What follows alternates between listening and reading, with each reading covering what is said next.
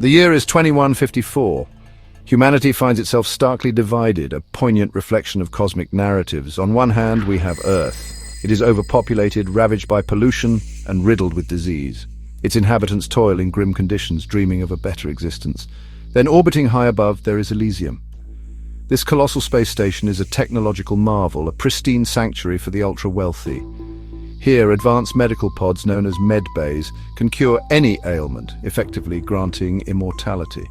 This cinematic vision, presented in the 2013, serves as a potent allegory.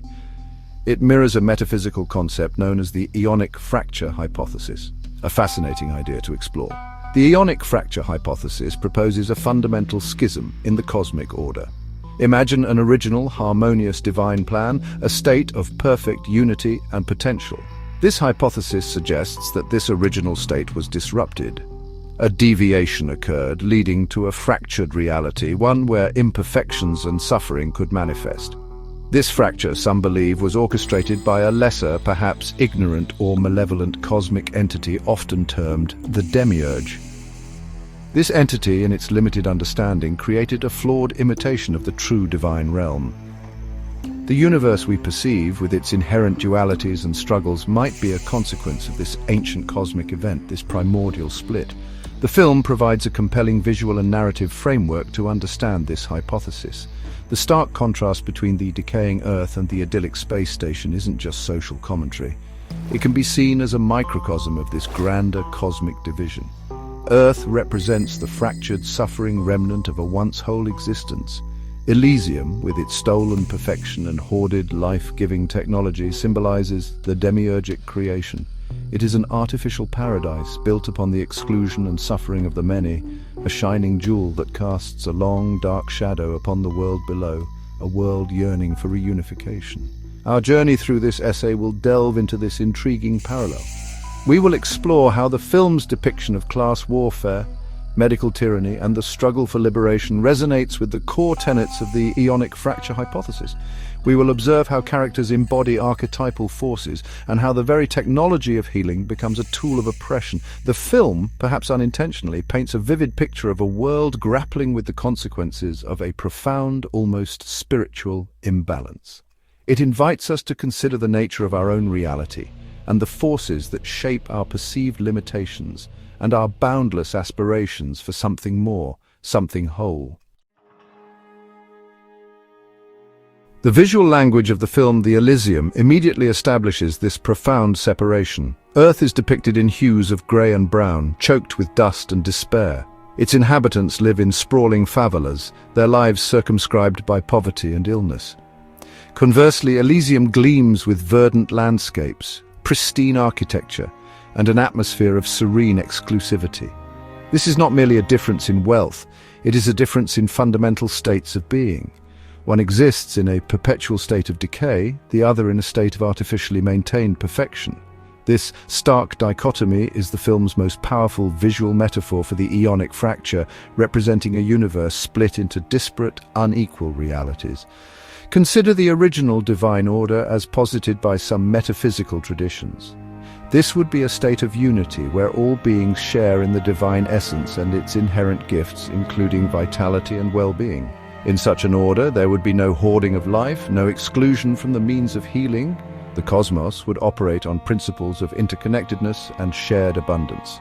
Elysium presents us with the antithesis of this. The very existence of the space station, a haven for a select few, signifies a deliberate severing. It's a parasitic utopia, its health and beauty predicated on the sickness and neglect of the world that birthed its creators. This separation is meticulously maintained. Strict immigration policies enforced by ruthless droids and human agents prevent Earth's denizens from reaching Elysium. The journey itself is perilous, often fatal. This mirrors the idea of a demiurgic force actively preventing souls from ascending or reconnecting with a higher, more authentic reality. The barriers are not just physical, they are systemic, ideological, and brutally enforced. The residents of Elysium live in blissful ignorance, or perhaps willful denial, of the suffering that underpins their paradise. Their world is a carefully constructed illusion of perfection, isolated from the consequences of the fracture. The cosmic blueprint shown in the film is therefore one of deliberate imbalance. It's a system designed to perpetuate separation. The elite have effectively seceded from the common human condition, creating their own privatized heaven. This act of secession, this creation of an exclusive realm, is a powerful cinematic representation of the Demiurgic coup. It is a hijacking of the divine potential for a perfect world twisted into a limited, exclusionary construct. The beauty of Elysium is therefore a tainted beauty, its serenity a fragile facade built upon a foundation of cosmic injustice and profound separation. The film vividly portrays how this Aeonic fracture manifests in its world. If we imagine an original, uncorrupted Earth, it might be a place of inherent harmony and natural abundance, where healing is an intrinsic part of existence. However, the Earth of 2154 is a shadow of such an ideal. It is a planet demonstrably sick, mirroring a spiritual or energetic ailment that stems from the great cosmic divide. The pollution, the poverty, the rampant disease, these are not just socio-economic problems, they are physical symptoms of a deeper metaphysical imbalance, a world cut off from its vital, life-sustaining source, which has been sequestered on Elysium. The Demiurgic coup in the context of the film is the deliberate creation and maintenance of this separation by the ruling elite. They have effectively stolen a fragment of the divine, in this case advanced technology and a pristine environment, and hoarded it for themselves. John Carlyle, the inventor of Elysium's operating system, and Secretary Delacourt, its ruthless defender, personify the architects and enforcers of this fractured system. Their actions ensure that the paradise of Elysium remains exclusive, perpetuating the suffering on Earth. This is not merely class division, it is the active suppression of a universal birthright to well-being. This parallels the Gnostic concept of the Demiurge, a creator deity that is not the ultimate god, but rather an artisan figure who fashioned the material world. In some Gnostic narratives, the Demiurge is ignorant of higher spiritual realms or even actively hostile to them, trapping souls within its flawed creation. Elysium's governing AI and its human administrators act much like this Demiurge and its archons.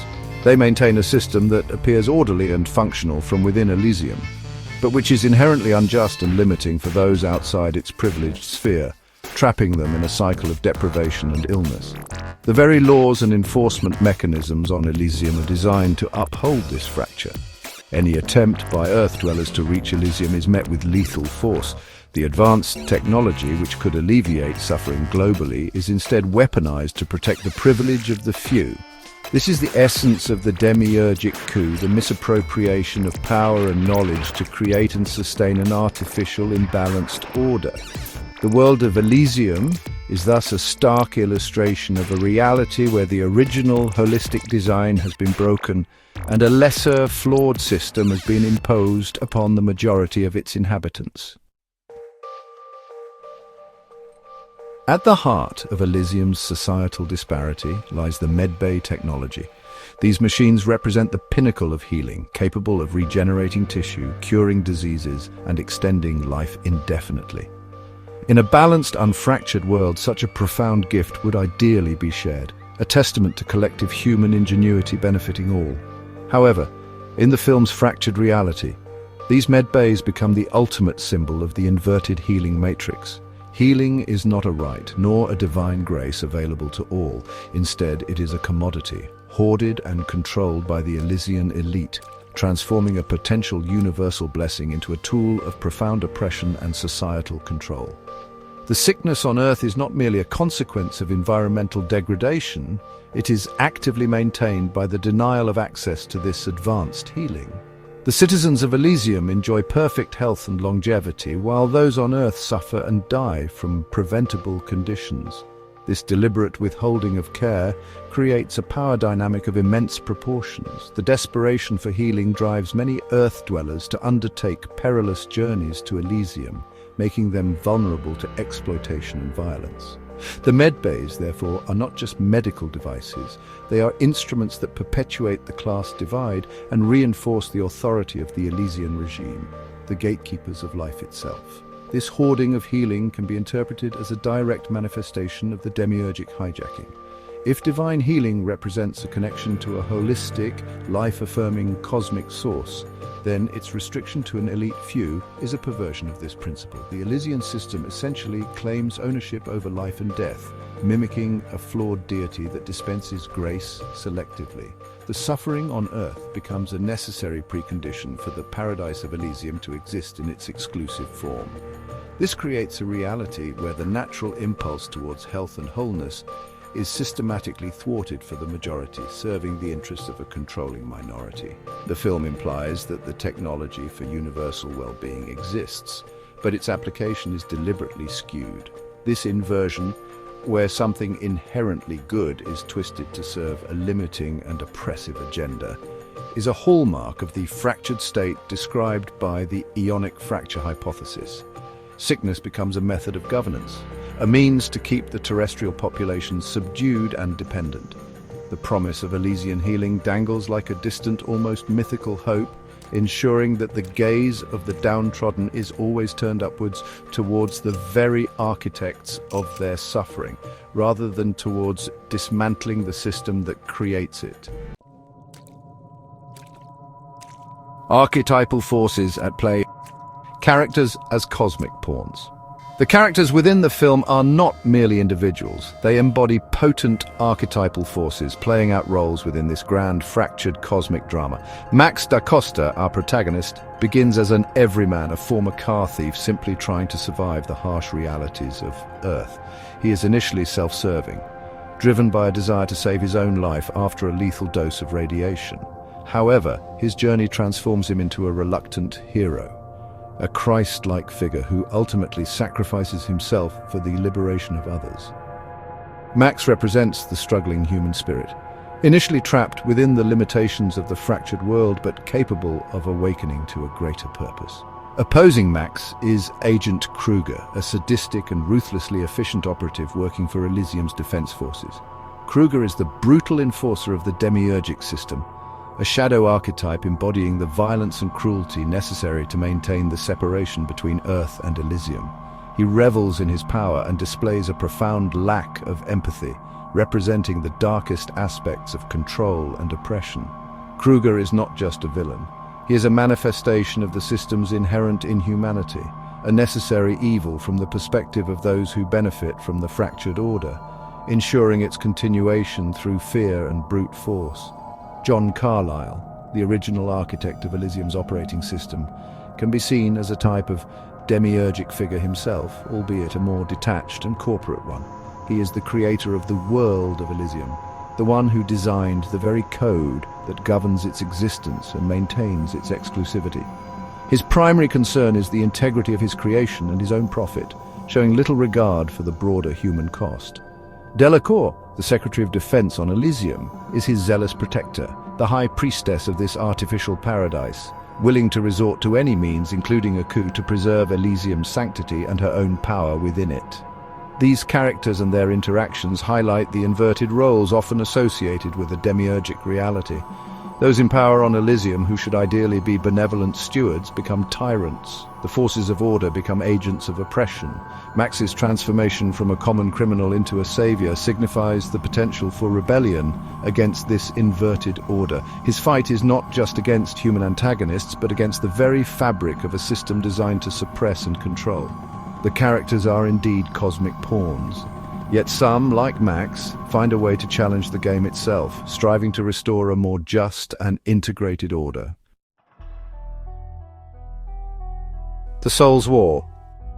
Max's journey to reclaim humanity. Max da Costa's personal struggle is far more than a mere fight for physical survival.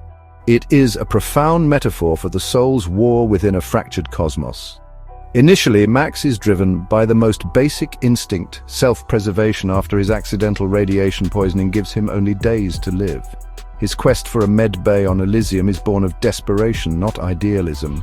This mirrors the individual soul's journey, often beginning in a state of perceived lack or suffering, seeking relief within the confines of the existing, flawed system. He is a product of his environment, hardened and somewhat cynical, focused on his own immediate needs. However, as Max's journey progresses, his motivations begin to shift. The acquisition of the data in his head, capable of rebooting Elysium's entire system and making all Earthlings citizens, thrusts upon him a responsibility he never sought. His interactions with Frey and her sick daughter Matilda reawaken his empathy and compassion, qualities suppressed by the brutal struggle for existence on Earth. This internal transformation is crucial. It represents the awakening of the soul to a higher purpose, moving beyond self-interest towards a collective good. This is the turning point in his personal war, where the fight for his life becomes a fight for the life of humanity. The liberation tactics Max employs, though crude and violent at times, are symbolic of a rebellion against an oppressive cosmic order. He is an imperfect savior, a man literally broken and augmented by technology, fighting against a technologically superior, seemingly omnipotent foe. His willingness to endure immense pain and to ultimately sacrifice himself to rewrite the system speaks to the profound measures often required to challenge deeply entrenched structures of control. This is the essence of the soul's war, the courage to confront the demiurgic illusion even at the cost of one's own material existence, for the sake of a greater truth or liberation. Max's final act, uploading the program that redefines every Earth resident as a citizen of Elysium, thereby granting them access to healing, is a monumental act of system disruption. It is a reclaiming of a birthright. This isn't just about healthcare, it's about dignity, equality, and the reunification of a fractured humanity. His journey illustrates that liberation from a demiurgic system often requires an internal shift, from fear to courage, from self-preservation to self-sacrifice, followed by decisive action that challenges the fundamental rules of the imposed reality. He wages war not just for his body, but for the collective soul of his people. Cosmic irony and the machine god. Unravelling the Ending. The ending of the Elysium is steeped in cosmic irony, particularly when we consider the figures of God and devil within its narrative framework. The central computer of Elysium, which controls access to citizenship and, by extension, to the life-saving medbays, functions as a kind of machine god. It is an artificial intelligence created by humans, specifically John Carlyle, that now holds ultimate power over life and death for millions. This god is not benevolent or conscious in a divine sense. It is a program operating according to the parameters set by its flawed human creators, thereby perpetuating their biases and exclusionary vision. The devil figures, or perhaps more accurately, the archons serving this machine god, are characters like Secretary Delacour and Agent Kruger. Delacour is the zealous guardian of Elysium's purity, willing to initiate a coup and murder to maintain the status quo. She acts as the high priestess of this exclusive system, ensuring the machine god's decrees are enforced. Kruger is her brutal enforcer, the violent hand that crushes any dissent or unauthorized approach to their artificial heaven. They are not inherently evil in a cartoonish sense, but rather deeply committed to upholding a system that is fundamentally unjust and serves a limited, selfish definition of order. Max's sacrifice introduces a profound disruption to this established order. By reprogramming the machine god, he effectively overthrows its old covenant and establishes a new one. All residents of Earth are now citizens of Elysium. This act is laden with messianic undertones. However, the irony lies in the fact that liberation comes not from destroying the machine, but by rewriting its core programming. The system of control is repurposed, not dismantled. This raises questions about the nature of true liberation. Is it merely a change in management or access, or does it require a more fundamental shift beyond the existing paradigm of control? The film concludes with medbay shuttles descending to Earth, beginning the process of healing the masses. It is a moment of triumph and hope, yet the underlying structures of power, while momentarily benevolent, remain technologically centralized. The god is still a machine, albeit a reprogrammed one. This reflects a complex aspect of the Aeonic Fracture narrative. The struggle for liberation may involve co-opting or transforming the tools of the old system, rather than achieving a complete break from it. The ending is optimistic, but it also leaves room to ponder whether this new order will truly mend the fracture or simply usher in a different iteration of systemic dependency. Echoes in our reality. Practical parallels to a fractured world. The themes presented in the film, The Elysium, resonate powerfully with numerous issues in our contemporary world, serving as stark practical parallels to the film's fictional dystopia. The most obvious is the disparity in healthcare access. Around the globe, quality medical care often correlates directly with socioeconomic status. We see advanced treatments and life-extending technologies available to the wealthy in developed nations, while millions in poorer regions or even marginalized communities within affluent societies suffer and die from preventable or treatable diseases. This is Elysium's medbay scenario writ large, a clear echo of healing hoarded by a privileged few. Beyond healthcare, the film's depiction of extreme class warfare mirrors growing socio-economic divides worldwide. The concentration of wealth and resources in the hands of a tiny percentage of the population, while vast numbers struggle for basic necessities, creates a modern-day Earth and Elysium scenario. Gated communities, exclusive zones, and financial systems that favor the already rich are all manifestations of this fracturing. The mechanisms of control, though perhaps less overtly brutal than Elysium's droids, are present in economic policies, legal frameworks, and information control that maintain these disparities and limit upward mobility for the majority. The theme of medical tyranny, while exaggerated in the film, finds parallels in debates surrounding pharmaceutical patents, the pricing of life-saving drugs, and the influence of corporate interests on public health policies. When profit motives dictate access to essential medicines or treatments, a form of systemic control emerges where the well-being of populations can be secondary to financial gain. This creates a dependency on systems that may not always have the public's best interest as their primary driver, much like Earth's populace was dependent on the whims of Elysium's inaccessible technology for any hope of advanced medical care. Furthermore, the film's portrayal of a heavily policed, almost militarized border between the privileged and the deprived reflects real-world immigration debates and the fortification of borders. The desperation of Earth's inhabitants to reach Elysium, risking everything for a chance at a better life or for survival itself, is a poignant mirror to the plight of refugees and migrants globally. Thus serves as a cautionary tale, holding up a distorted mirror to our own world, urging us to examine the fractures in our own societies and the often invisible systems that perpetuate inequality and control, challenging us to envision a more integrated and equitable future. Conclusion. The battle for timelines and the hope for reunion, when viewed through the lens of the Aeonic Fracture Hypothesis, transcends simple science fiction. It becomes a powerful allegory for the ongoing battle for human timelines and the profound yearning for liberation from imposed limitations. The film's narrative, with its stark division between a suffering Earth and a sequestered paradise, vividly illustrates the consequences of a cosmic or societal schism where divine potential, in this case healing and well-being, is hijacked and hoarded. Max's journey from self-preservation to self-sacrifice encapsulates the struggle to mend this fracture, to reclaim what was lost or stolen. The film suggests that this battle is fought on multiple levels. It is fought in the physical realm through direct action and rebellion against oppressive structures. It is also fought on an internal, almost spiritual level, as exemplified by Max's transformation.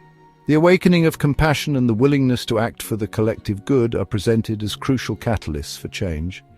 This resonates with metaphysical concepts suggesting that true liberation begins with an inner shift in consciousness, a recognition of interconnectedness, and a rejection of the victimhood imposed by a fractured system. The fight is for the very soul of humanity. The ending of the film, while offering a hopeful vision of healing extended to all, also leaves us with lingering questions. The reprogramming of the Elysian system offers immediate relief, but the fundamental power structures, though repurposed, remain. This hints at the complexities of true liberation. Is it enough to reform the existing system, or is a more radical dismantling and rebuilding required to fully address the Aeonic fracture?